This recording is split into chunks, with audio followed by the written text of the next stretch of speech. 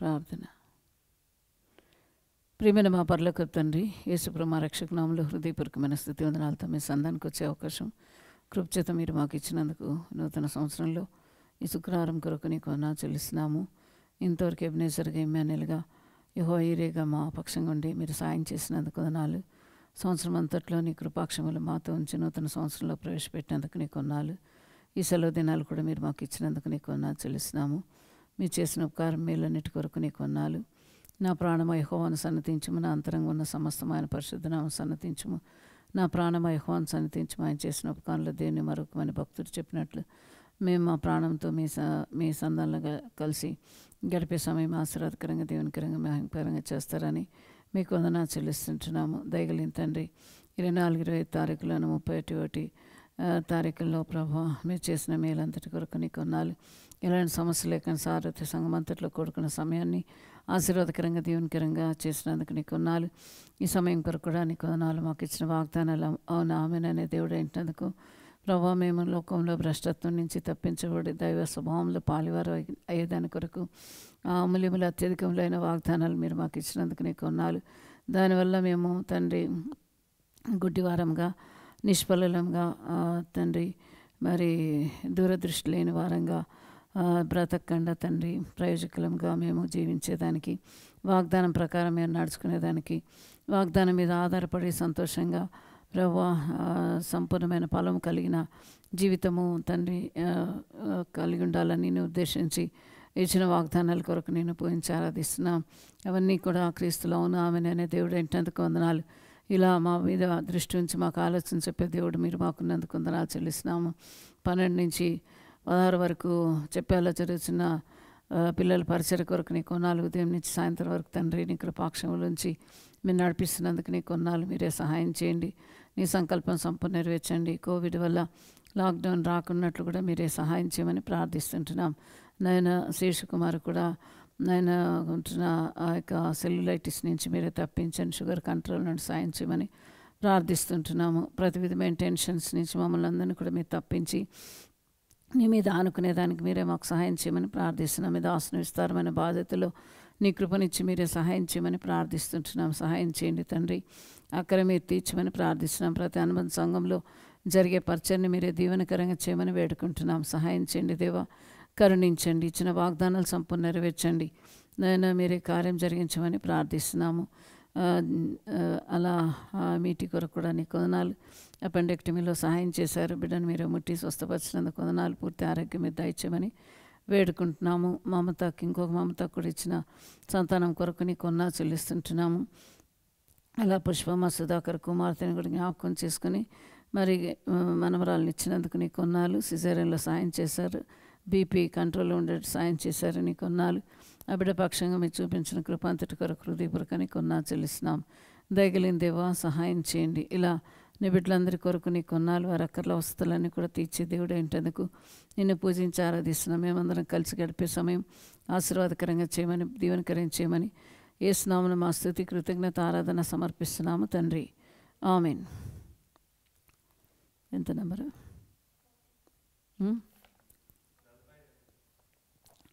Only 42. Okay.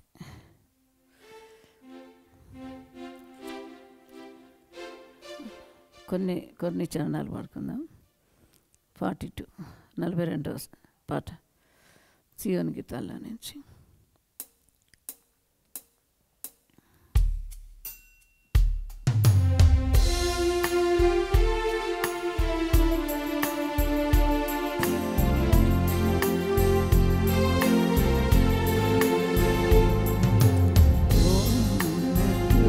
చాటునా నివసించేడి వాడే సర్వశక్తుని నీడను విశ్రమించును పరమాధన్యత ఇది.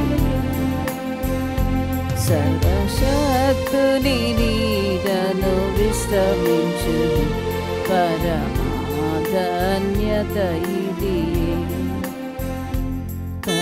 రెక్కల క్రింద ఆశ్రయము తన రెక్కలతో కప్పును తన రెక్కల క్రింద ఆశ్రయము తన రెక్కలతో కప్పును. ఆయని నా ఆశ్రయము నా కోటయు దుర్గమును. ఆయన సత్యము నా కేడెమును నే నమ్ముకొను దేవుడు. ఆయన సత్యము నా కేడెమును నే నమ్ముకొను దేవుడు. తన రెక్కల క్రింద ఆశ్రయము తన రెక్కలతో కప్పును. తన రెక్కల క్రింద ఆశ్రయము తన రెక్కలతో కప్పును. పగటి బాణముకైనా రాత్రి భయమునకైనా చీకటిలో తిరుగు తెగులుకైనా నేనేమీ భయపడను.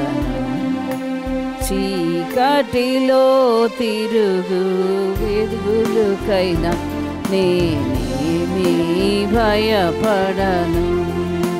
తన రెక్కల క్రింద ఆశ్రయము తన రెక్కలతో కప్పును.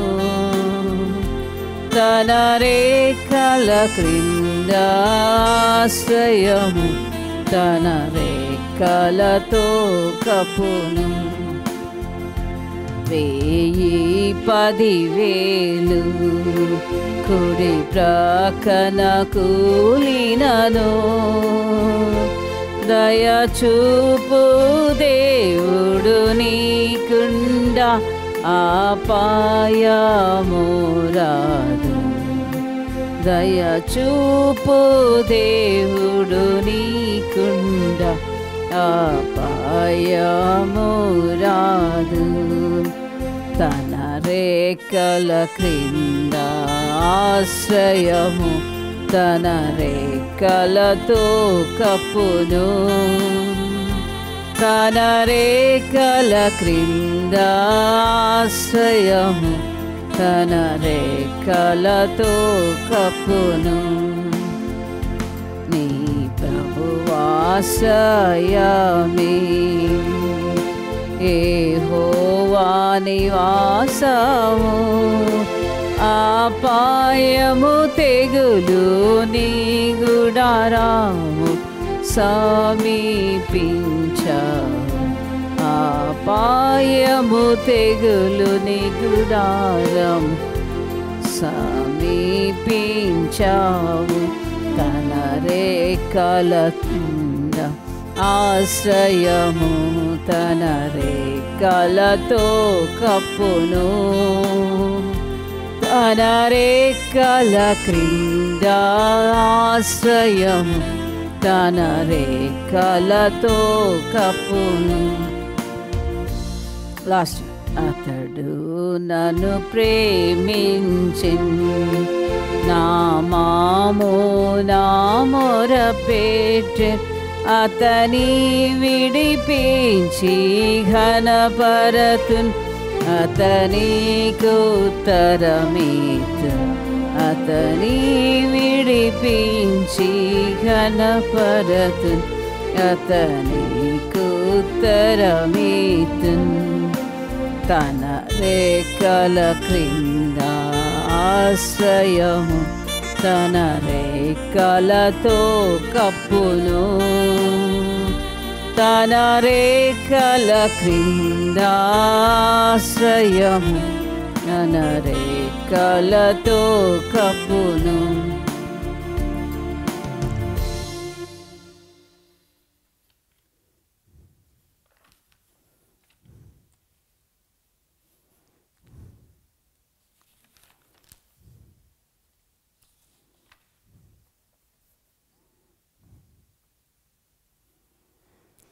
అరవై ఒకటి పాడుకుందామా? యెహోవా నీవే నన్ను పరిశీలించి తెలుసుకునేంటి. నీ కూర్చుండుట నిల్చుట నీకు తెలియను.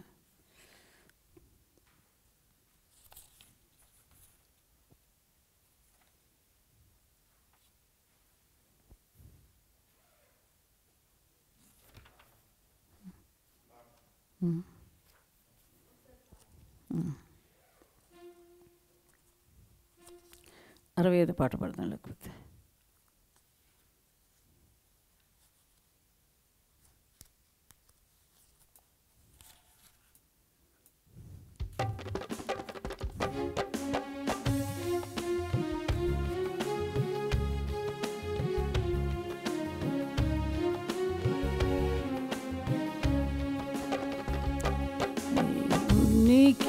స్తోత్రము గానము చేయుటయే మంచిది, మనమందరము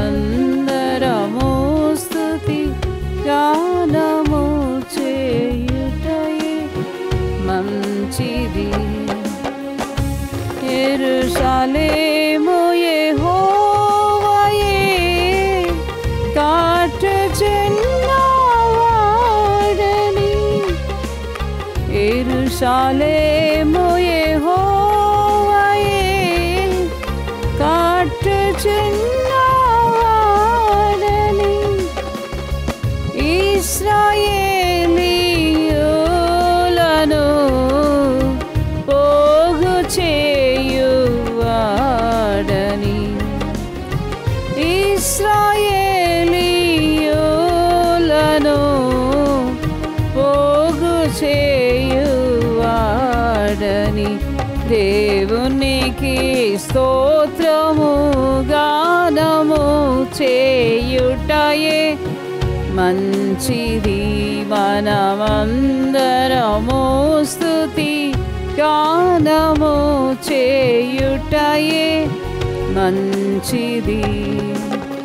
గుండె చెదరిన వారిని బాగు చేయువాడని, గుండె చెదరిన వారిని బాగు చేయువాడని, వారి గాయములన్నీయు కాటుచున్నవాడని,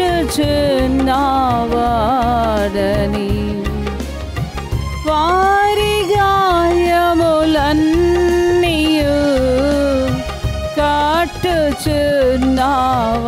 కాటుచున్నవాడని.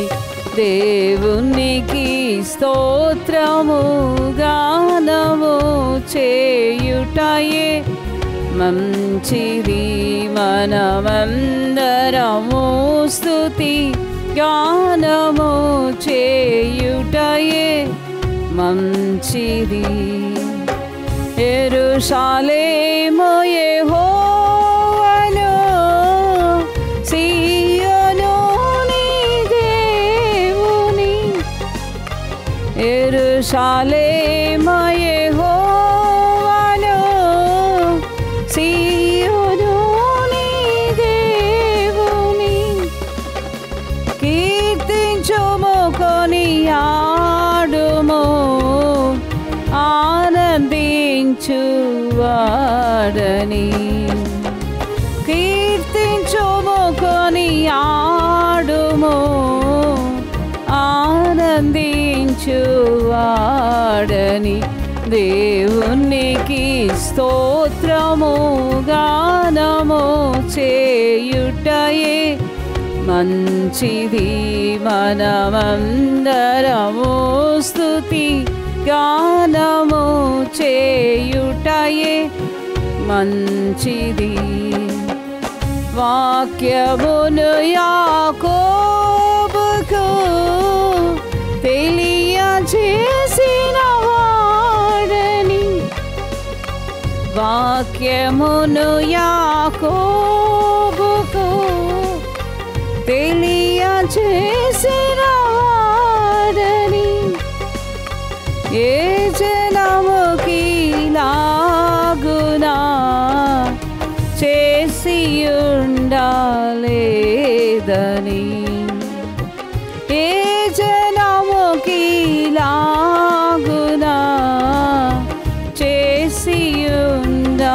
లేదని దేవునికి స్తోత్రము గానము చేయుటయే మంచిది. మనమందరము స్తుతి గానము చేయుటయే మంచిది.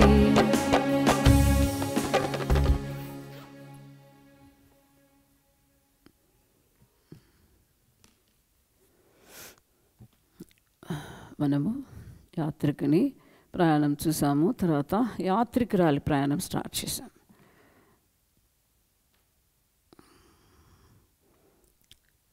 యాత్రికురాలు మరి యాత్రికుని గురించి విన్న తర్వాత ఆమె బయలుదేరి వెళ్దాము అని తీర్మానము చేసుకొని బయలుదేరేదానికి పిల్లల్ని పిలిచి చెప్పింది.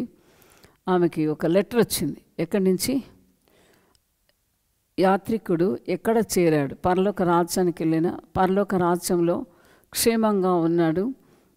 అక్కడి నుంచి యాత్రికురాలి కొరకు, ఆమె పేరు క్రిస్టియానా అనుకున్నాం కదా, ఆమెకి ఆమె పిల్లలకు బయలుదేరమ్మని ఒక ఉత్తరము వచ్చింది.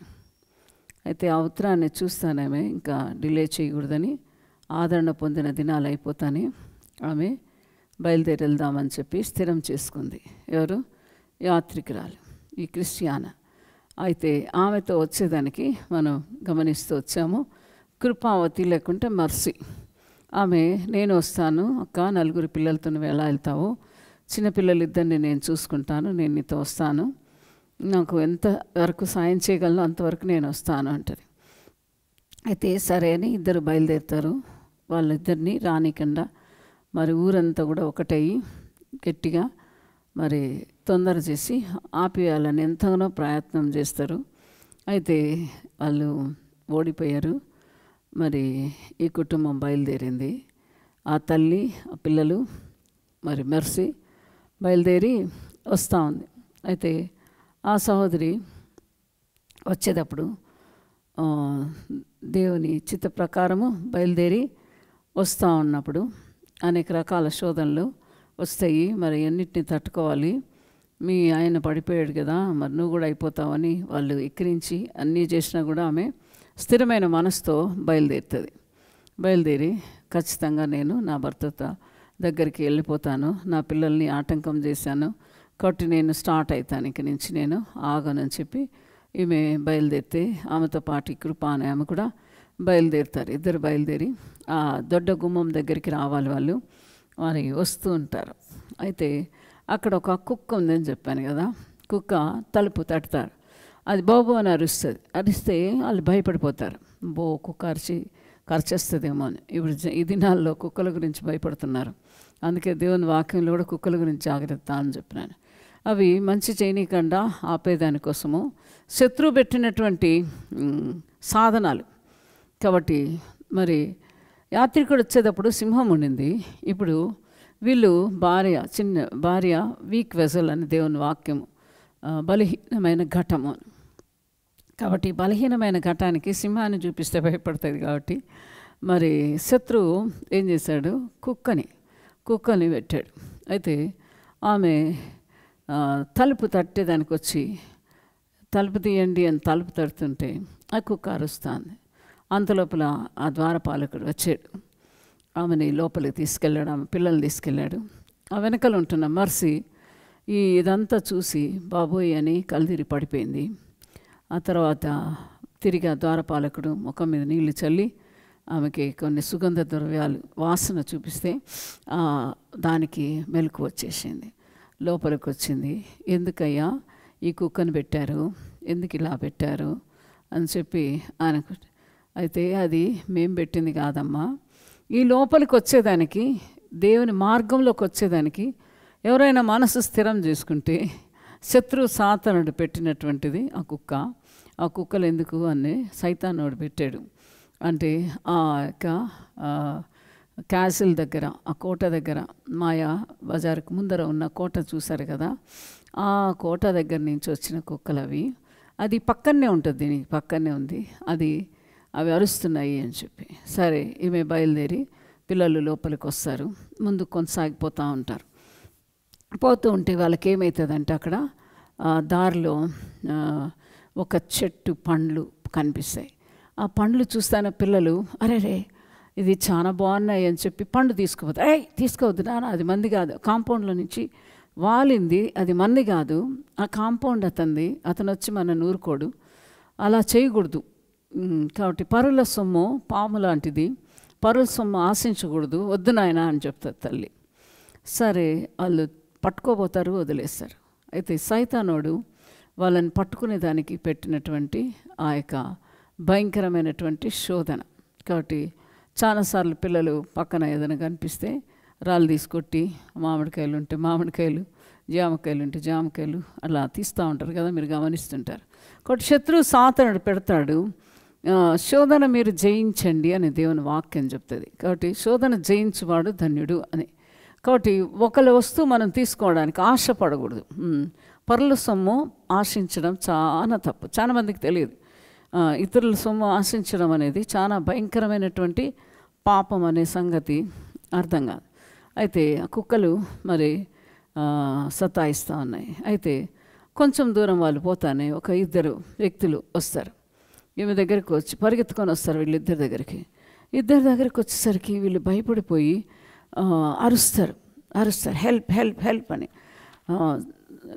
భీతి భయపడిపోతా ఉంటారు, చాలా భయం.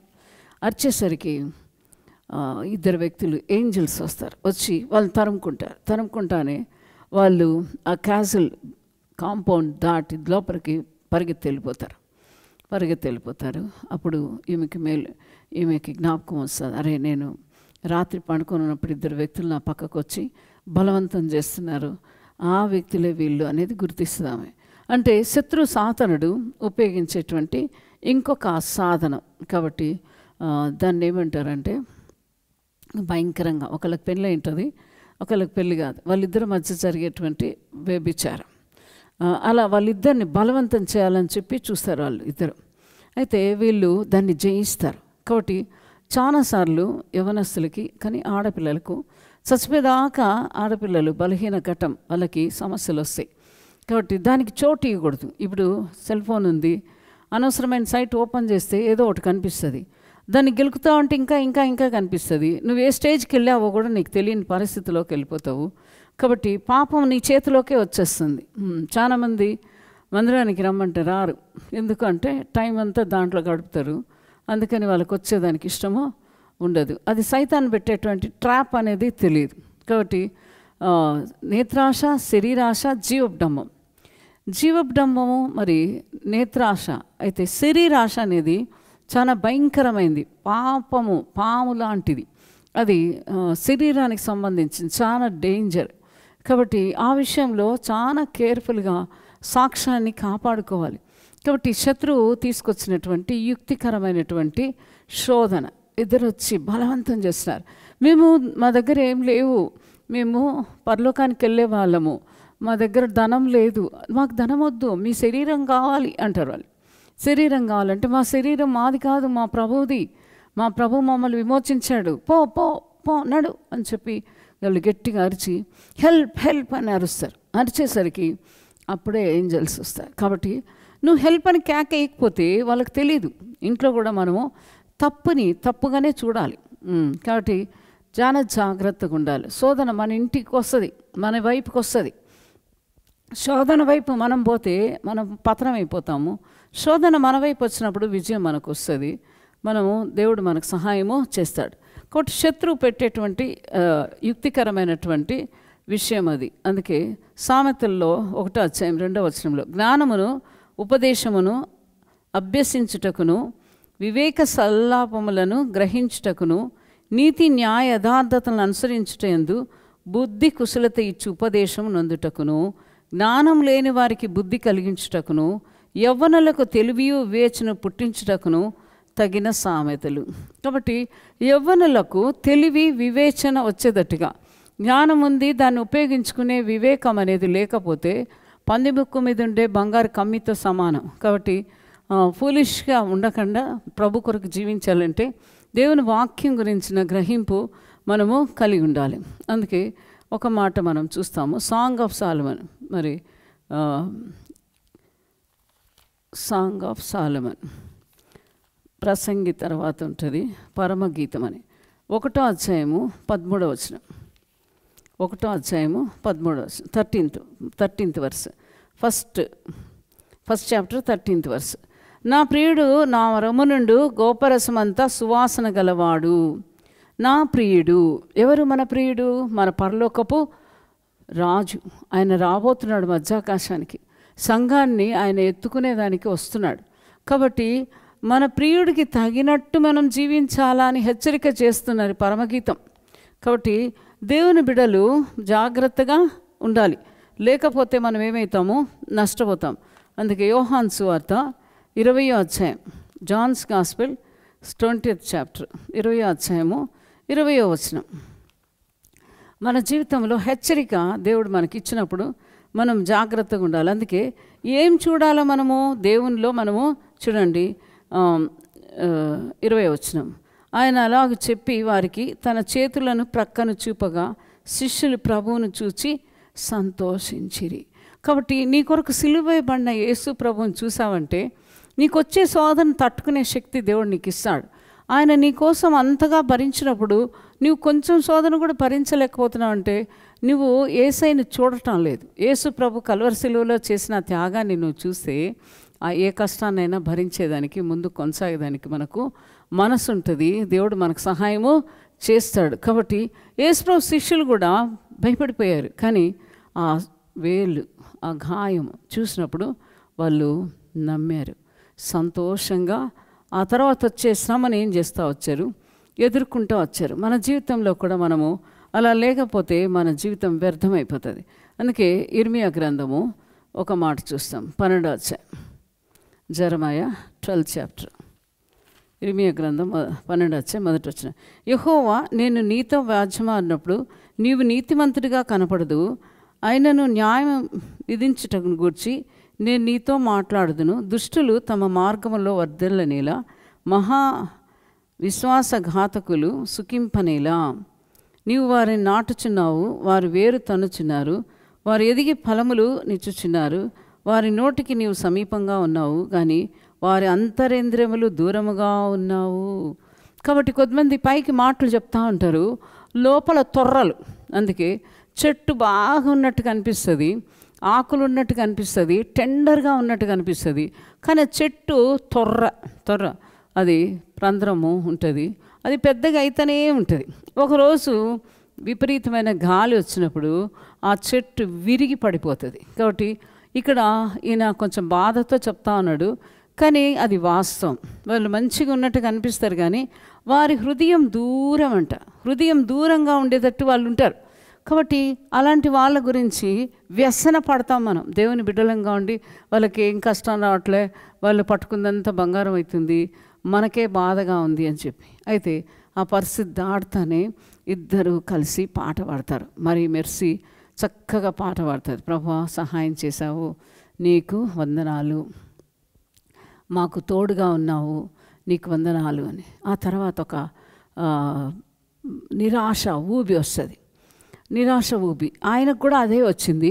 అక్కడ ఈమె నడిచిపోయేటప్పుడు ఈమె పడిపోతూ ఉంటుంది. అప్పుడు మెర్సీ అంటుంది, ఏం కాదు, ఇదో మెట్లు కనిపిస్తున్నాయి చూడు, చక్కగా మెట్లను చూడు, ఈ సైడ్ రైలింగ్ ఉంది, దాన్ని పట్టుకో, మెట్లు పట్టుకొని నడుస్తారా, అప్పుడు పడిపోము అని. అందుకే కొంత వయసు వచ్చిన తర్వాత షుగర్ వచ్చిన వాళ్ళకి కాళ్ళకు సెన్సేషన్ తగ్గిపోతుంది. ఏదైనా పట్టుకొని నడవాలి. కాబట్టి మరి ఆ కుక్క ఉంటుంది, మళ్ళీ నిరాశ ఊబి ఉంటుంది. ఇవన్నీ కూడా శత్రువు సాతానుడు పెట్టేటువంటి ఉచ్చులు. ఎందుకంటే ఇవన్నీ దాటిపోనీకుండా కాపాడాలి, తన వైపు తిప్పుకోవాలి, నాశనపురంలోనే వాళ్ళు ఉండేటట్టుగా వెనక్కి వచ్చేయాలి అనే ఉద్దేశంతో శత్రువు చేసే పనులు దేవుడు వాటన్నిటి నుంచి తప్పిస్తాడు. క్రిస్టియానా చాలాసార్లు పడిపోతూ వస్తుంది. అందుకే పట్టుకొని ఏం చేయాలి చెప్పండి? నడవాలి. ఒక వయసు వచ్చిన తర్వాత అది ఎక్కడన్నా మాల్స్లోకి వెళ్ళినప్పుడు, ఎయిర్పోర్ట్లోకి వెళ్ళినప్పుడు అక్కడ ఏముంటుంది, అది పోతా ఉంటుంది కదా, మరి దాని మీద మెట్ల మీద పెట్టినప్పుడు సైడు రైలింగ్ ఉంటుంది, దాన్ని పట్టుకుంటే అదే పైకి వెళ్తుంది, టక్కుమని కాలు పెట్టేస్తే దాటేసుకుంటాం. కాబట్టి శత్రువు కొన్ని పెడతా ఉంటాడు, వాడు పెట్టినప్పుడు దాన్ని మనము జయించాలంటే ప్రభు వైపు చూస్తేనే. కాబట్టి వీళ్ళిద్దరూ అది దాటుకొని, ఆ పిల్లలు దాటుకొని వచ్చేస్తారు. వచ్చేసి మరి అమ్మయ్య దాటిపోయాం అని చెప్పి మరి వాళ్ళు ఆ కుక్కలు దాటేసి ఈ ద్వారపాలకుడు దాటి లోపలికి వస్తాడు. ఏమండి మేము తలుపు తడతా ఉన్నాం, మీరు తీయట్లేదు అని చెప్పనంటే, చూడమ్మా శబ్దం వినిపించలేదు, ఆ కుక్కల వల్ల శబ్దం వినిపించలేదు, వస్తున్నాము అని. అయితే తలుపు తీశారు, లోపలికి వచ్చారు. చాలా హ్యాపీగా మరి లోపలికి వచ్చి అమ్మయ్య మా జీవితంలో దేవుడు మాకు సహాయము చేశాడని చెప్పి వాళ్ళు సంతోషపడుతున్నప్పుడు వాళ్ళని ఒక రూమ్లోకి తీసుకొచ్చారు. వాళ్ళు తీసుకొని వచ్చి ఆ గదిలో కొద్దిసేపు వాళ్ళని ఉంచారు. ఆ గది చాలా అందంగా చక్కగా ఉంది. అక్కడ కూర్చొని వాళ్ళు సేద తీరినట్టు కూర్చొని ముచ్చట పెట్టుకున్నారు. ఒకరితో ఒకళ్ళు స్వేచ్ఛగా మాట్లాడుకుంటున్నారు. అమ్మయ్య ఇప్పుడు దాకా ఎంత భయపడ్డాం, ఎంత కష్టపడ్డాం, నాశనపురం నుంచి వస్తుంటే ఎన్ని కష్టాలు వచ్చాయి, మనకు దేవుడు మనకి ఎంత తోడుగా ఉన్నాడు, ఎంత కృప చూపించాడు అని చెప్పి అందరు కలిసి దేవుణ్ణి స్తుతిస్తా ఆరాధిస్తా సంతోషంగా ఉంటారు. ఆ టైంకి మరి భావసూచకుడు కొన్ని విషయాలు మీకు చెప్పాలి, ఇంకా మీరు కొన్ని కష్టాలు పొందే పరిస్థితి ఉంది, అది వెళ్ళాలి కాబట్టి మీకు చూపిస్తారండి అని చెప్పి తీసుకెళ్ళి మరి అతనికేమో నూనె పోస్తున్నట్టు, ఉప్పు పోస్తున్నట్టు ఆ నిప్పుల్లో మనం చూసాం కదా. ఇక్కడ ఈమెకి ఏం చేశాడంటే చూపించాడు. ఒక కిరీటం పట్టుకొని ఉన్నారు, దేవదూత కిరీటం పట్టుకొని ఉన్నారు, ఒక అతని మీద తల మీద పెట్టాలి అని. అతను ఏం చేస్తున్నాడంటే చీపురు తీసుకొని తుడుస్తూ ఉన్నాడు. చీపురు తీసుకొని తుడిస్తే వీధిలో ఏముంటుందండి, చెత్త చెదారం దుమ్ము లేస్తూ ఉంది. అతనికి ఆ కిరీటాన్ని పెట్టాలని ఆ దేవదూత చూస్తుంటే వీడు ఎప్పుడు పైకి అసలు చూడటమే లేదు, వాడి దృష్టి అంతా పైకి లేదు, ఎక్కడుంది దేవులాడుతున్నాడు, ఎన్ని ఇచ్చాడు దేవుడు, దాన్ని సద్వినియోగం చేసుకోలేకుండా కింద కింద కింద కింద చూస్తూ ఉన్నాడు. కాబట్టి ప్రజలు ఈ స్థితిలో ఉన్నారు, కిందుండే వాటినే చూస్తున్నారు, పైనుండే వాటి మీద మనసు లేదు. మరి దేవుడు అన్నీ ఇచ్చాడు, సద్వినియోగం చేసుకోకుండా ఎంతసేపు తినుము తాగుము సుఖించుము సంపాదించుకోము మరి తరతరాలకు పెట్టుకోము అని చెప్పి ఆ పనిలోనే దేవులాడుకుంటూ ఉన్నారు. వాళ్ళు పరసంబంధమైనది పోగొట్టుకుంటున్నారు, దేవుడిచ్చేటువంటి ఆ మంచి కిరీటం వైపు చూసే దృష్టి లేకుండా ఉంటున్నారు అని చెప్పారు. ఆ తర్వాత ఇంకొక రూమ్లోకి తీసుకెళ్తే అక్కడ ఏమైంది అంటే ఒక కోడి తన పిల్లల్ని పెట్టుకొని ఉంటుంది. అందుకే దేవుని వాక్యంలో మనం చూస్తాం, ఏమని మత్తయి సువార్తలో ఉంటుంది కదా, కోడి తన రెక్కల కిందికి మిమ్మల్ని నేను ఎన్నోసార్లు మీకోసము ప్రయాసపడ్డాను, మీరేం చేయట్లేదు, రావట్లేదు అని యేసు ప్రభు కూడా చెప్తుండే మాటలు 23వ అధ్యాయంలో మనం గమనిస్తాం. మత్తయి సువార్త 23:37 వచనం, యెరూషలేమా ప్రవక్తలను చంపుచును, నీ వద్దకు పంపింపబడిన వారిని రాళ్లతో కొట్టుచును ఉండుదానా, కోడి తన పిల్లలను రెక్కల కింద ఎలాగూ చేర్చుకొనునో అలాగే నేనును నీ పిల్లలను ఎన్నో మార్లు చేర్చుకొనవలనని వింటిని కానీ మీరు వల్లకపోతిరి. కాబట్టి కోడి రెక్కల కిందికి, అందుకే కోడిని చూపిస్తున్నాడు. చాలాసార్లు విలేజెస్లో ఏముంటాయి, ప్రతి ఇంటికి కోళ్ళు తిరుగుతూ ఉంటాయి. అయితే పట్టణంలో చదువుకునే పిల్లలకు కనిపించదు, ఆ యవనస్తులకు కూడా కనిపించదు కదా. అయితే గ్రామాలకు వెళ్ళినప్పుడు మనం గమనిస్తాం, చక్కగా కోళ్ళు తిరుగుతూ ఉంటాయి. ఆ కోడి ఏం చేస్తుంది, కొక్క అంటుంటుంది. కోడికి లక్షణం ఏంటి తెలుసా, తన పిల్లల్ని కాపాడుకునేదానికి రోజంతా ఒక రకం శబ్దం చేస్తుంటుంది. అంటే నేను ఇక్కడే ఉన్నా బిడ్డ, నేను ఇక్కడే ఉన్నారా, నువ్వేం వరి అవ్వకు అని కొక్క అని అంటుంటుంది. ఆ తర్వాత గద్ద వచ్చిందనుకోండి, జ్జ్ అని శబ్దం వస్తుంది, గద్ద శబ్దం వస్తానది అని చెప్పి నేను గట్టిగా ఏం చేస్తుంది, అని గట్టిగా అరుస్తుంది. ఆ అరుపు భయం వేసేదట్టుగా, అంటే ఏదో భయంకరమైనది జరిగింది అన్నట్టు అరుస్తుంది. అరిచినప్పుడు అవి ఏం చేస్తాయి, పిల్లలు గమనించి పరిగెత్తుకొని వస్తాయి. అది రెక్కలు ఇట్లా పక్కకు జాపి వాటిని తీసుకునేటప్పుడు అది ఒకలాగా అరుస్తుంది, తన బిడ్డలది అనుకుంటా. అయితే ఆ పిల్లల్ని దగ్గరికి తీసుకుంటుంది. కాబట్టి కోడి 4 రకాల శబ్దం చేస్తుంది, 4 రకాల శబ్దం చేస్తుంది రోజంతా. దానికి ఉండే తెలివి మనకు లేదు. చాలాసార్లు గద్దల్ని అవి చూసేసి గద్ద మీదకి ఎగురుతుంది. ఒకసారి ఒక ఎలుకొచ్చింది, ఎలుకొస్తే ఆ ఎలక మీదకి ఎగిరింది, అంటే దాని దగ్గర నుంచి తన పిల్లల్ని కాపాడుకునేదానికి. కాబట్టి శత్రువుని చూస్తానే ఒకలాగా అరుస్తుంది. కాబట్టి రోజంతా ఒక శబ్దం చేస్తూనే ఉంటాయి, కుక్క అనుకుంటా. ఆ శబ్దాన్ని బట్టి నేను ఇక్కడ ఉన్నాను. అందుకే మనం కూడా గమనించుకోవాలి, నా ప్రభు ఉన్నాడు, నా ప్రభు చూస్తున్నాడు, నన్ను చూస్తున్నాడు, నేను ఆయన వైపుని చూడాలి అని చెప్పి. అందుకని ఇదిగో మీ ఇల్లు మీకు విడవబడి ఉన్నది. ఎప్పుడు మీరు కానీ పట్టించుకోకుండా ఉంటే, నేను కోడిలాగా అరుస్తుంటే మీరు కేకలు విని గవామని రెక్కల కిందకి రాకపోతే శత్రువు కబలించేస్తాడు, గద్ద తన్నకపోయినట్టు తన్నకపోతాడు, శత్రువు కార్యం చేస్తాడు. అందుకే మీ ఇల్లు మీకు విడవబడింది, ఇది మొదలుకొని ప్రభు పేరట వచ్చువాడు స్తుతించబడునుగా, కానీ మీరు చెప్పు వరకు నన్ను చూడరని మీతో.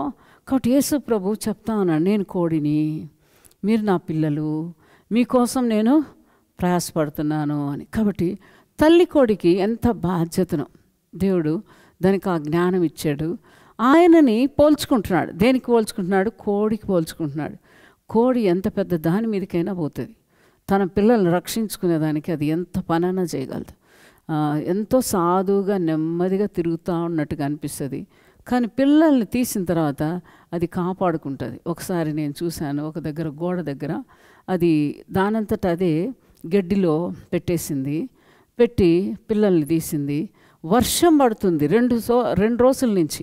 నాకు ఆ వాచ్మెన్ చెప్తున్నాడమ్మా, ఈ కోడి 3 రోజుల నుంచి ఇక్కడే ఉంది, ఏందా అనుకున్నాము, దాని కింద గుడ్లు ఉన్నాయమ్మా, అందుకే నేను వచ్చి ఒక రేకు పెట్టాను, ఆ గోడ మీద రేకు పెట్టాను నీళ్లు పడకుండా, అది వదిలిపోలేదమ్మా అని చెప్పి. చూడండి, కోడి తన గుడ్లు పెట్టింది, అది పిల్లలు చేసేటప్పుడు దానికి వేడి ఉండాలి, అది తన పిల్లల కోసం దానికి ఆ జ్ఞానం దేవుడు ఇచ్చాడు.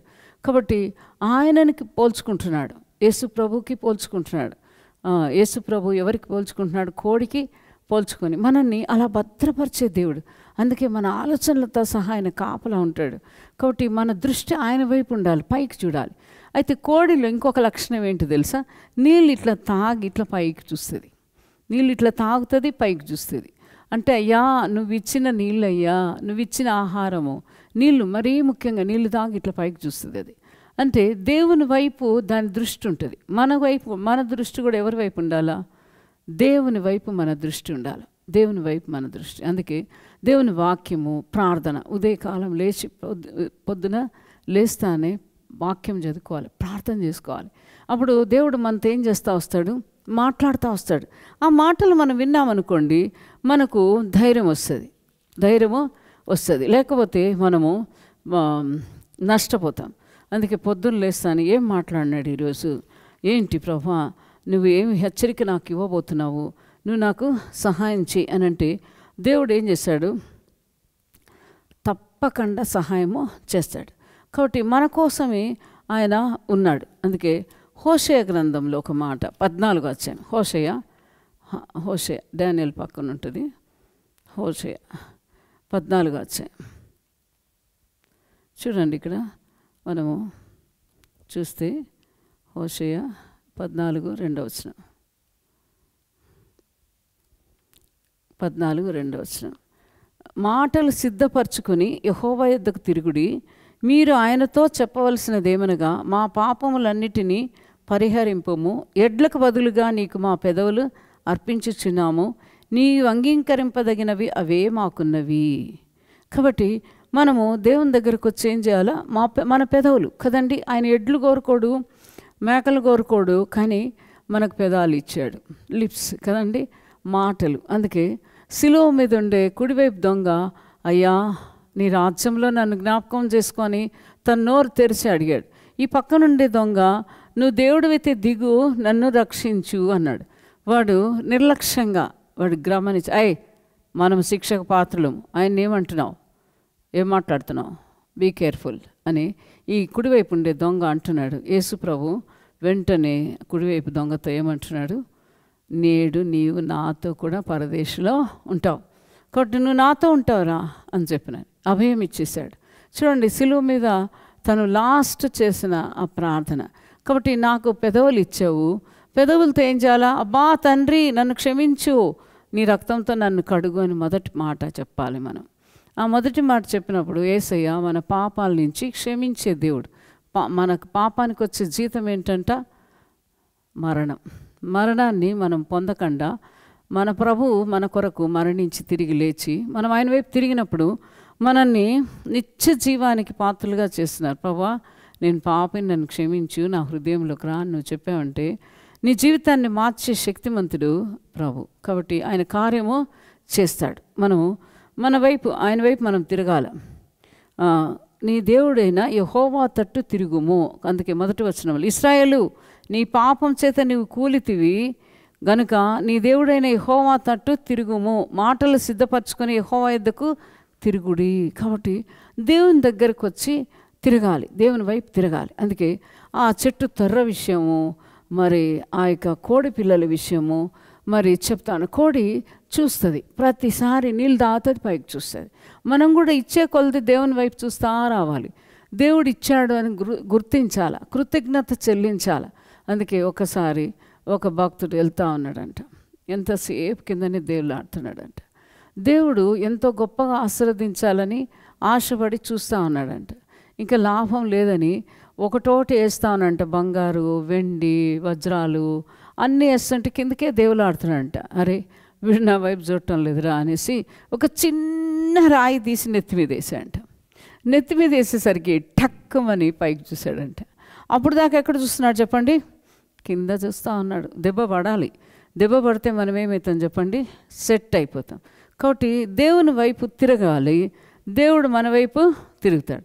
కాబట్టి మనము దేవుని బిడ్డలంగా అలా ముందు కొనసాగాలని దేవుని యొక్క ఇష్టం. అయితే ఆ తర్వాత భావసూచకుడు ఏమంటున్నాడంటే, అమ్మా క్రిస్టియానా నువ్వు నయోమిలాగరా, మరి ఈ కృపావతి లేకుంటే మర్సీ, 2 పేర్లు నా ముద్దు పేర్లు. అయితే ఈ మర్సీ లేకుంటే కృపావతి నీకు రూతులాగుంటుందమ్మా, రూతులాగుంటుందమ్మా అంటున్నా. అందుకే రూతు గ్రంథము చూడండి 2వ అధ్యాయము 12వ వచనం. రూతు కూడా బయలుదేరి వస్తుంది ఎవరి దగ్గరికి? యెహోవా రెక్కల చాటుకు వస్తుందంట. కాబట్టి ఆమె ఏది చూస్ చేసుకుంది అమ్మాయి?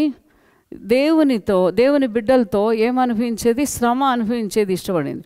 అత్త చెప్తా ఉంది, పోమ్మా ఆడే ఉండిపో, మీ ఇంట్లో ఉండిపో, మీ ఇంటికి వెళ్ళిపో, నాకు ఇంకా పిల్లలు పుట్టరు, నేను నీకు చేయలేను, నాకు అయ్యేది కాదు, నేను వృద్ధాప్యంలో ఉన్నా, వెళ్ళిపోండి మీరిద్దరు వెళ్ళిపోండి అని చెప్పి తొందర చేస్తుంది.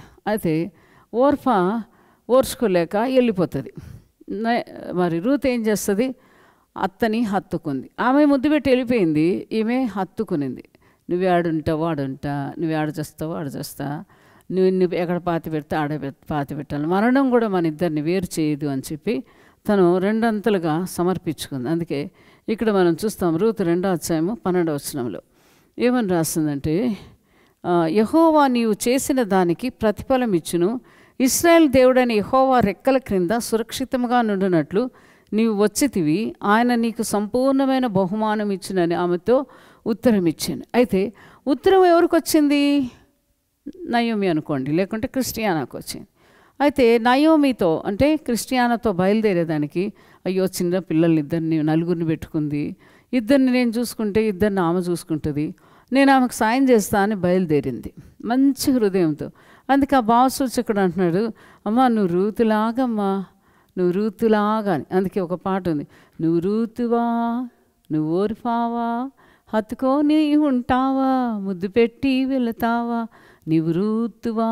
కాబట్టి రూతు హత్తుకునింది, మరి బైబిల్లోకి వచ్చింది. ఓర్ఫా ఒక్కసారి రాయబడింది, టాటా చెప్పి వెళ్ళిపోయింది. పెళ్ళయిందని రాసింది, వీరిపోయి అమ్మగారింటికి వెళ్ళిపోయిందని. కాబట్టి మన జీవితంలో మనము చాలా జాగ్రత్తగా దేవుని కొరకు జీవించాలి. మంచి అప్రిసియేషన్ పొందింది కదా క్రిస్టియానాతో వచ్చిన దానికి. ఏమంటున్నాడు? నువ్వు రూతువమ్మా, నువ్వు నయోమిలాగా నయోమితో వచ్చేదానికి నువ్వు ఇష్టపడ్డావు అని మరి చెప్తా ఉన్నారు. అందుకే నిర్గమకాండం 13వ అధ్యాయం, ఎక్సోడస్ 13 చాప్టర్ 9th verse, యెహోవా ధర్మశాస్త్రము నీ నోట నుండునట్లు బలమైన చేతితో యెహోవా ఐగుప్తులో నుండి నిన్ను బయటికి రప్పించననుటకు ఈ ఆచారం నీ చేతి మీద నీకు సూచనగాను నీ కన్నుల మధ్య జ్ఞాపకార్థంగాను ఉన్నది. కాబట్టి ప్రతి సంవత్సరం ఈ కట్టడను దాని నియమకాలంలో ఆచరింపవలను. కాబట్టి వాళ్ళ నొసల మీద ఒక గుర్తేశాడు. దేవదూత ఏం చేశాడు, వీళ్ళిద్దరి నొసల మీద ఒక ముద్ర వేశాడు. చూడమ్మా, ఈ ముద్ర తొలిగిపోకుండా జాగ్రత్తగా మీరు అక్కడికి వెళ్ళినప్పుడు మీరు ఆ గేట్ దగ్గర మీకు చెప్పినటువంటి సర్టిఫికేట్ ఇవ్వాలి మీరు. తర్వాత నెక్స్ట్ ఇది సూచనగా ఈ సీల్.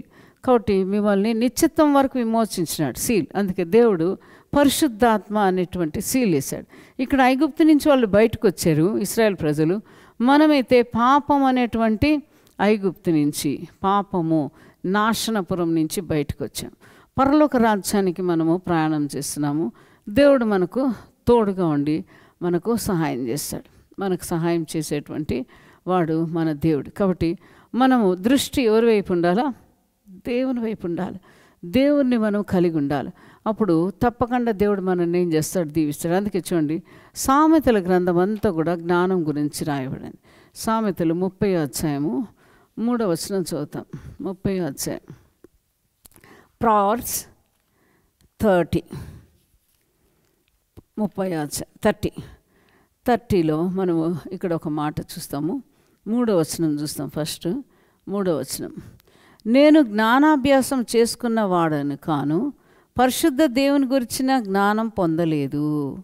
కాబట్టి మనము పరిశుద్ధ దేవుని గురించిన జ్ఞానం లేకుండా తిరుగుతుండే మనల్ని దేవుడు ఏం చేయాలనుకుంటున్నాడు? మనల్ని నడిపించాలనుకుంటున్నాడు. అందుకే అక్కడ మళ్ళీ ఒక రూమ్లోకి తీసుకెళ్తాడు. అక్కడ ఒక రూమ్లోకి తీసుకెళ్తే ఏమవుతుందంటే అక్కడ పెద్ద రాజభవనం లాగా ఉంటుంది ఆ హాలు.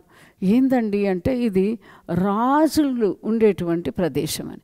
ఆ రాజులు ఉండే ప్రదేశంలో పైన చూస్తే ఒక సాలెపురుగు ఉంటుంది, స్పైడర్ వెబ్ ఉంటుంది, బల్లులు కదండి. కొంతమందికి బల్లిని చూస్తే భయం, కొంతమందికి సాలెపురుగుని చూస్తే భయం కదండి.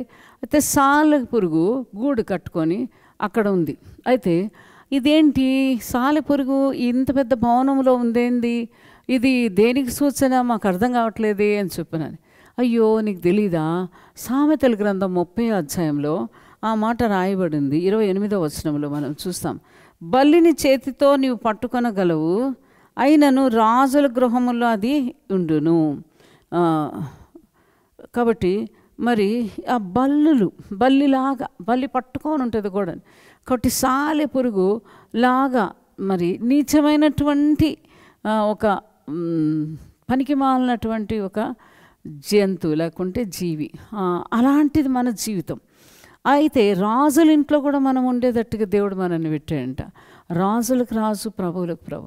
ఇవన్నీ చూపిస్తూ వస్తున్నాడు. భావసూచకుడు రూమ్లోకి తీసుకెళ్ళి ఈ యొక్క సహోదరికి మరి వాళ్ళ పిల్లలకు మరి కృపావతికి ఇవన్నీ చూపిస్తున్నాడు. చూడు బిడ్డ, ఇది ఎట్లా ఉందో చూడు, ఇది గమనించుకో, నీకు అర్థమవుతుంది అని చెప్పి. కాబట్టి మన జీవితంలో కొన్ని విషయాలు చెప్తా ఉన్నప్పుడు మనం ఏం చేయాలి? విని దాని ప్రకారం ఏం చేయాలి? నడుచుకోవాలి. అయితే ఈ సహోదరి అలా వస్తూ ఉంటే ఇద్దరు ఆ రూముల్లో చూపిస్తూ వస్తున్నాడు. ఆ భావసూచకుడు దాని భావాన్ని చెప్తున్నాడు, దాన్ని చూపిస్తున్నాడు భావాన్ని. అందుకే దేవుడు కూడా పెద్ద పెద్ద విషయాలు చిన్న కథల ద్వారా చెప్పాడు. చీమల్ని చూడండి, అవి వేసవిలో సమకూర్చుకుంటాయి, అవి చిన్న జీవులు, అవి ఎలా ఉన్నాయో చూడండి అని చెప్పినాను. కాబట్టి చీమల గురించి చెప్తున్నాడు. తర్వాత పక్షుల గురించి చెప్తున్నాడు. పక్షులు అవి ఏం చేయవు, విత్తనాలు వేయవు, పంట పండించవు. కానీ దాని దేవుడు ప్రతి ఉదయం అది లేచి దేవునికి అరుస్తా మొరపెడుతుంది, దేవుని స్తుతిస్తుంది. అందుకే పక్షులు 3:30-4 లోపల అరుస్తుంటాయి, లేచి అరుస్తాయి. అందుకే పక్షులు లేయకముందే మనం లేచి దేవుని దగ్గరకు వచ్చి స్తుతించాలి. మీరు అడగండి దేవుణ్ణి, ప్రభా నాకు 4 గంటలకు మెలకు ఇయ్య అంటే 3:45 కల్లా మెలకు ఇస్తాడు దేవుడు. లేచి వాష్రూమ్కి వెళ్ళేసి వచ్చి మోకరించి ప్రార్థన చేయండి, దేవుని స్తుతించండి, ఆరాధించండి. వాటికన్నా ముందర మీరు చేయండి ఆ పని. దేవుడు తప్పకుండా మనకు సహాయము చేస్తాడు. కాబట్టి చెప్తాడు, నువ్వు ఏకమని లేచి పక్షుల్ని చూడండి, అవి విత్తవు కొయ్యవు, కానీ దాని అందము ఎంత అందంగా ఉంటుంది. తర్వాత పువ్వుల్ని చూడండి, రకరకాల పువ్వులు చూపిస్తాడు. రకరకాలు, ఒక్కొక్క పువ్వు ఒక్కొక్క రకం ఉంటుంది. కాబట్టి మన జీవితంలో ఆ పువ్వులు మనతో మాట్లాడుతున్నాయి. కాబట్టి రకరకాల అందమైన పువ్వులు ఎంత మంచిగానో ఉంటుంది. సర్గోదా అనే ప్లేస్లో బాక్సింగ్ గారు వెళ్తే బయటకు వస్తానే ఆ యొక్క స్మెల్, సెంటెడ్ స్మెల్ వస్తుందంట. ఆ పూల వాసన తన బట్టలకు అంటుకొని. అందుకే రోజా తోటలోకి వెళ్తే మళ్ళీ మన డ్రెస్ వాసన వస్తుంది. అలాగే మల్లెపూల దగ్గరికి వెళ్తే మన డ్రెస్కి, మన ఒంటికి వాసన వస్తుంది. కాబట్టి ఆ మంచి పువ్వుల్ని ఎవరు పెట్టారు? మన దేవుడు పెట్టాడు. కాబట్టి శత్రువు బారి నుంచి కాపాడేదానికి ఈ ఉపమానాలన్నీ చూపించి చెప్తా ఉన్నాడు. భావసూచకుడు చెప్తా అన్నాడు. అయితే అంతలోపల భోజనం రెడీ అయిపోయింది. భోజనం రెడీ అయింది, రండి అని చెప్పి భోంచేసుకున్నారు. భోంచేసుకున్న తర్వాత వాళ్ళు పాట పాడారు, వాక్యము చదువుకున్నారు. ఇంకా పండుకునే దానికి వాళ్ళని గదుల్లోకి తీసుకెళ్లారు, మంచి గదుల్లోకి తీసుకెళ్లారు. అందుకే ఆదివారం మనకు ఆరాధన ఉంటుంది, ప్రార్థన రూమ్, మరి బైబిల్ స్టడీ. వారం అంతట్లో దేవుడు మనకు సంఘం సహవాసం ఇచ్చి పోషిస్తూ వస్తున్నాడు. కాబట్టి వెళ్ళలేని వాళ్ళు, సంఘం లేని వాళ్ళు మరి ఆన్లైన్లో చూడొచ్చు. ప్రార్థన మీటింగు, బైబిల్ స్టడీ అన్నీ కూడా నువ్వు లేచి రావాలేవని నీ ఇంట్లోకే వచ్చేటట్టు దేవుడు మార్గం సరళం చేశాడు. నువ్వు ఆత్మీయంగా ఎదిగేదానికి, నూతన సంవత్సరంలో నూతనంగా అయ్యేదానికి అన్నీ కొత్తవిగా చేశాడు దేవుడు. ప్రతిరోజు ప్రతి ఉదయం కొత్త రోజే. అది ముందెన్నడూ రాని రోజు ఈరోజు ఇచ్చాడు. ప్రతిరోజు ఒక కొత్త రోజు, ముందెన్నడు రాలేదు ఈరోజు, మరెన్నడు రాబోది ఈరోజు, ప్రత్యేక బహుమతి కొత్త రోజు, ఆనందంగా పనిచేయాలి ఈరోజు, ఎంతో స్తుతించాలి ఈరోజు. కాబట్టి ప్రతిరోజు కొత్త రోజు అని ఎరిగి, ప్రభువా నాకు ఈరోజు ఇచ్చావు నాన్న, నీకు వందనాలు, నువ్వెంతగా నన్ను ప్రేమిస్తున్నావు తండ్రి, నీకు వందనాలు. దేవుని వాక్యం చదివి ప్రార్థన చేస్తే మన వాగ్దానాన్ని దేవుడు నెరవేరుస్తూ వస్తాడు, సంపూర్ణంగా కార్యం చేస్తాడు, మనకు సంతోషాన్ని, నెమ్మదినిస్తాడు. కాబట్టి దేవుడు సహాయాన్ని నేను అనుభవించాలంటే ప్రతిరోజు ఆయన దగ్గరికి వచ్చి మన జీవితాన్ని సమర్పించుకొని దేవునికి స్తుతించాలి. అలా వాళ్ళు చేసి ఆ రాత్రి పండుకున్నారు. మరి పొద్దున్న లేచారా, వాళ్ళు ప్రయాణం చేశారా, అన్ని విషయాలు వచ్చే వారం చూసుకుందాము. ఇప్పుడు పండగ టైం కాబట్టి ఎక్కువ టైం ఉండదు. మరి వచ్చే వారం మనం చూసుకుందాం. ఓకే, ప్రార్థన చేసుకుందాం. ప్రియమైన మా పరలోకపు తండ్రి, యేసునామమున సంధానికి వచ్చే అవకాశం మాకు ఇచ్చారు, మీకు వందనాలు. ఇంతవరకు మీరు మాకు సహాయం చేశారు ప్రభా, నీ స్తోత్రం చెల్లిస్తున్నాము. భావసూచకుడిని పెట్టి భావాలన్నీ కూడా చిన్న చిన్న కథల ద్వారా మీరు మాట్లాడుతూ వచ్చిన విధానం బట్టి నీకు వందనాలు. మేము కూడా గుర్తించి నిన్ను సేవించాలని ఇష్టపడుతున్నందుకు వందనాలు. మేము నాయన స్పైడర్ లాంటి వాళ్ళము, రాజుల గృహంలో ఉండేటట్టు మమ్మల్ని చేసావు తండ్రి.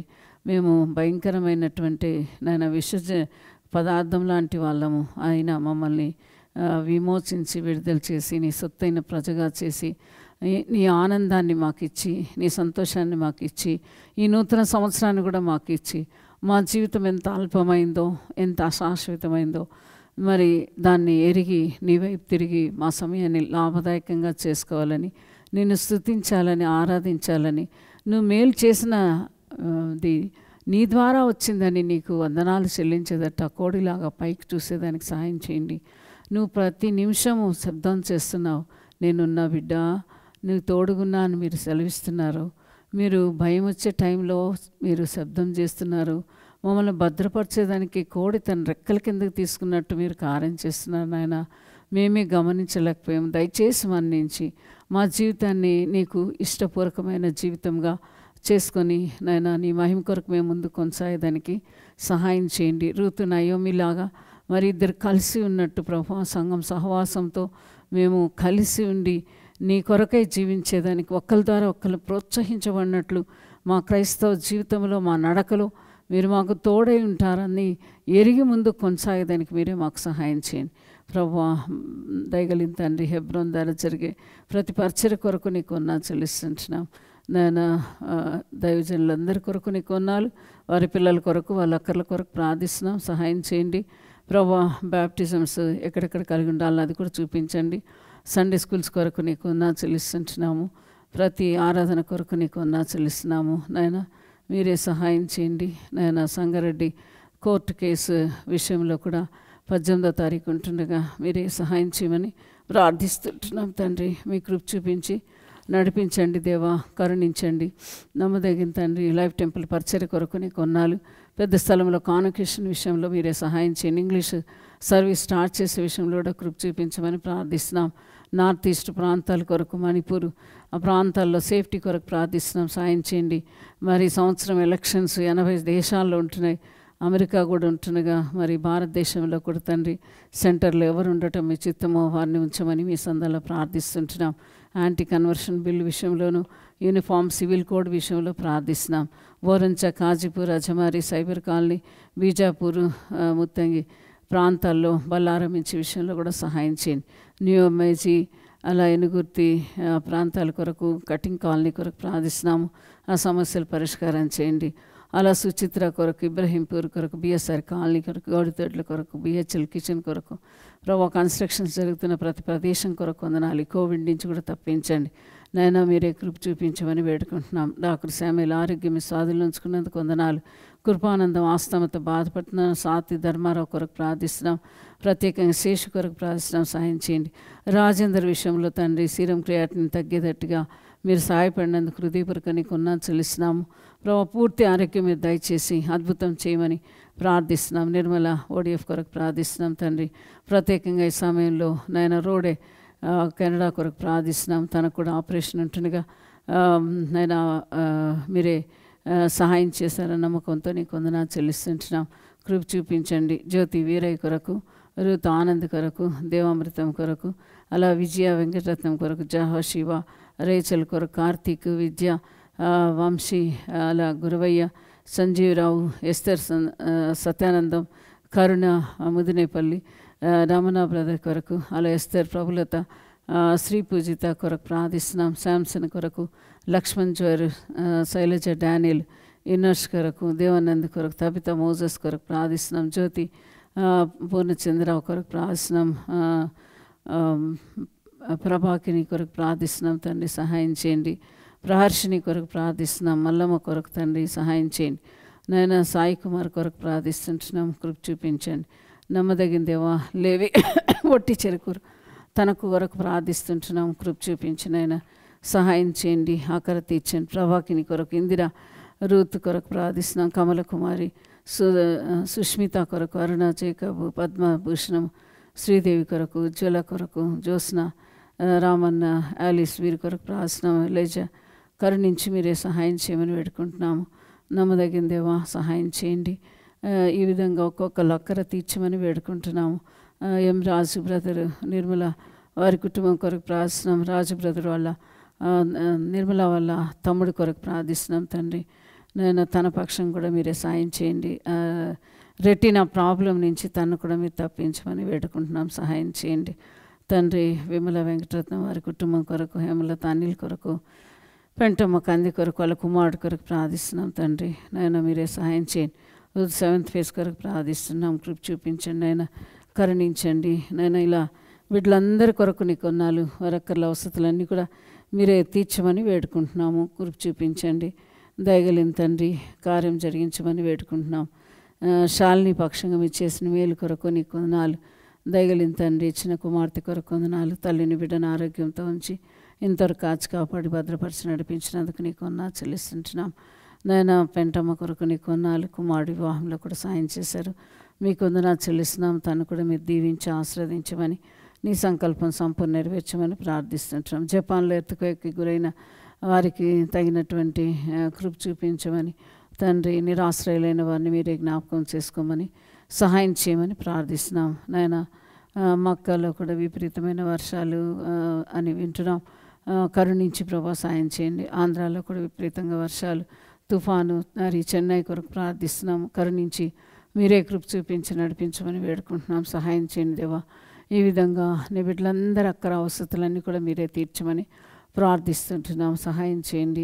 చెప్పాలో జరుగుతున్న పరిచర్ని మీరే ఆశీర్వాదకరంగా దీవెనకరంగా నీకు మహిమకరంగా చేయమని వేడుకుంటున్నాం తండ్రి. నాయన భోజనాలు తయారు చేసే విషయంలో, వడ్డించే విషయంలో, ఆత్మీయ ఆహారం పంచే విషయంలో, నాయన పిల్లలు వచ్చిపోనట్లు నాయన వారిని క్షేమంగా ఇల్లు చేర్చే విషయంలో అన్నింటిలో కూడా మీరే సహాయం చేసి మహిమ పొందమని వేడుకుంటున్నాం. మీరు చేసిన మేలన్నిటి కొరకు నీకు వందనాలు చెల్లిస్తూ ఇచ్చిన వాగ్దానాల ప్రకారం మేము క్లెయిమ్ చేసుకొని నీ సన్నిధానంలో ప్రభువా నీ కొరకు ముందు కొనసాగడానికి మీరే కృప చూపించి సహాయం చేయమని వేడుకుంటున్నాం. ఆన్లైన్ అంతట్లో కూడా మీరే సహాయం చేస్తున్నందుకు ప్రభువా నీకు వందనాలు ప్రభువా. మీరే సహాయం చేయండి, కరుణించమని వేడుకుంటున్నాము. మా ఆరోగ్యాలు మీ స్వాధీనంలో ఉంచుకొని నీ కృపనిచ్చి నడిపించే దేవుడు ఏంటన్నందుకు హృదయపూర్వక నీకు వందనాలు చెల్లిస్తూ ఈ కుడి కొరకు ప్రయాసపడిన ప్రతి బిడ్డను మీరు దీవించి ఆశీర్వదించమని, ప్రతిఫలం మీరే దయచేయమని, మీ సంకల్పం నెరవేర్చమని మీ చేతులకు అప్పచెప్పుకుంటూ మీ కృపను కోరుకుంటూ